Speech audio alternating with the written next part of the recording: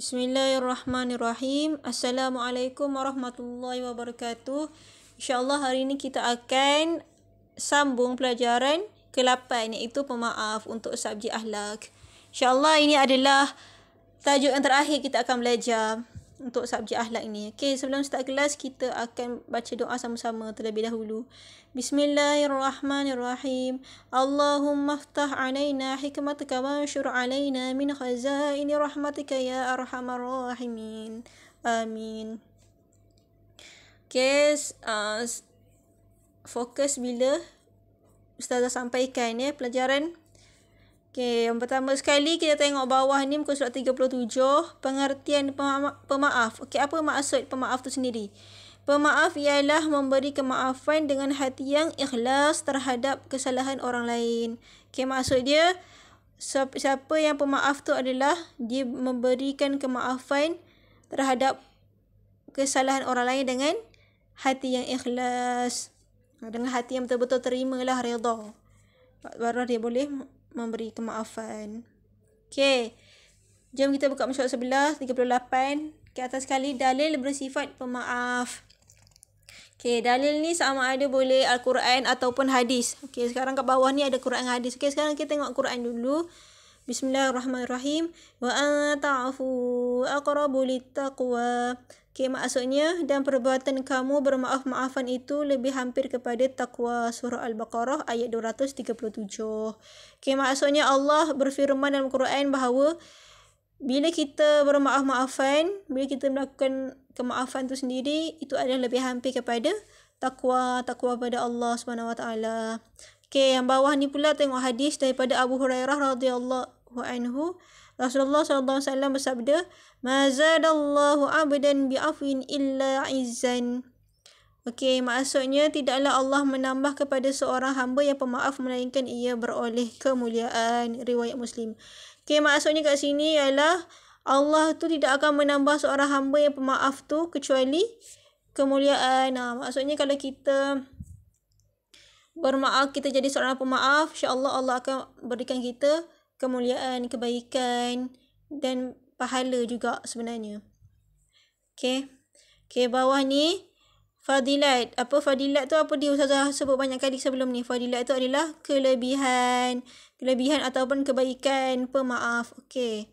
Ada berapa ni kebaikan, kelebihan pemaaf? Ada 5. Okey, pertama sekali diredai oleh Allah Subhanahu Wa Taala dan Rasulullah sallallahu alaihi wasallam. Maksudnya Allah redha, Rasul pun redha. Okay, yang kedua, disukai ibu bapa, guru dan rakan. Bila kita jadi pemaaf ni, ibu bapa, guru-guru kita, kawan-kawan kita pun suka kat kita.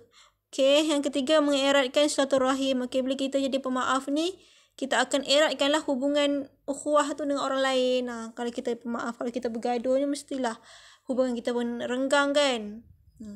Okay, yang keempat, jiwa akan menjadi tenang. Bila kita memaafkan kesalahan orang lain, kita pun akan tenang. Kita adalah rasa macam tak tenang, kita rasa macam serabut, kita macam rasa berdendam kan. Jadi jiwa kita akan jadi tenang bila kita maafkan. Okay, yang terakhir dapat menghindarkan pergaduhan. Okay, bila kita maafkan kesalahan orang lain, kita bolehlah elakkan pergaduhan ke, tumbuk-tumbuk ke, terlibat terajang ke kan. Kita dapat elakkan benda-benda kecederaan, sama ada kecederaan dalam atau luaran. Okay, sekarang kita tengok muka surat 39. Okay, atas sekali ni. Akibat tidak bersifat pemaaf. Okey, bila kita tak bersifat pemaaf tu apa akan terjadi? Okey, yang pertama, dia melukai oleh Allah SWT dan Rasulullah SAW. Allah tak suka, Rasul pun lagilah tak suka. Okey, yang kedua, tidak disukai ibu bapa, guru dan rakan. Bila kita ni tak pemaaf, ibu bapa kita tak suka, guru-guru tak suka, kawan-kawan pun tak suka kat kita. Okey, yang ketiga, hidup sentiasa dalam kegelisahan. Okey, bila kita ni tak bermaaf-maafan, bila kita ni tak memaafkan kesalahan orang lain, kita pun sentiasa rasa gelisah. Gelisah tu apa? Kita rasa tak tenang, rasa kacau kan. Jadi kena bersiap maaf. Okey, yang keempat, jiwa akan menjadi tidak tenteram. Bila kita tak bermaaf ni, kita akan rasa tak tenteram, hati kita tak tenang macam tu. Okay, yang terakhir, boleh menimbulkan pergaduhan. Bila kita tidak bersiap pemaaf ni, kita akan bergaduh, bertumbuk, bersepak, semualah. Jadi kita kenalah bersifat pemaaf, insya-Allah. Okay, sekarang kita tengok bawah ni kisah. Okay, jom dengan cerita. Kisah Nabi Muhammad SAW, seorang pemaaf.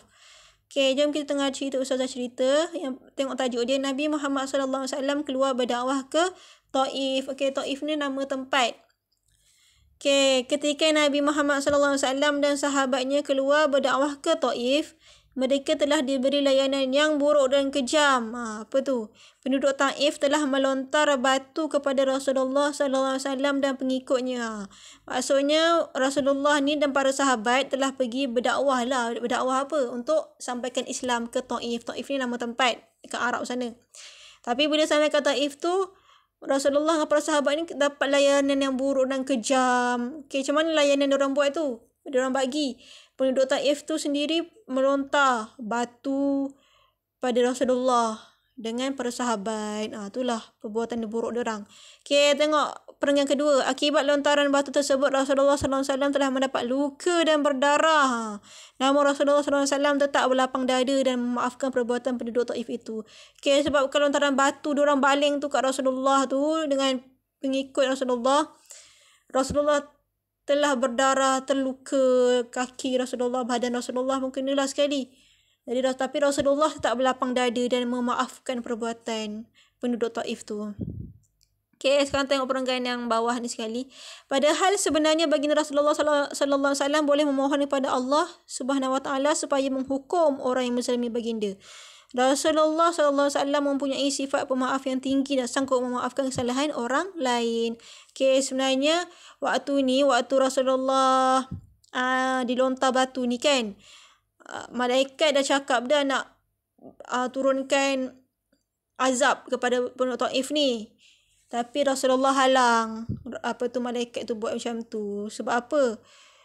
Boleh je Rasulullah ni nak doa pada Allah, ya Allah, hancurkanlah penduduk Taif ni. Boleh je time tu kan. Tapi Rasulullah mempunyai sifat pemaaf yang tinggi. Masya Allah. Hebatnya Rasulullah kan, akhlak yang tinggi, pemaaf yang tinggi. Dan sanggup memaafkan kesalahan orang lain. Betapa hebatnya akhlak Rasulullah untuk kita contohi, insyaAllah.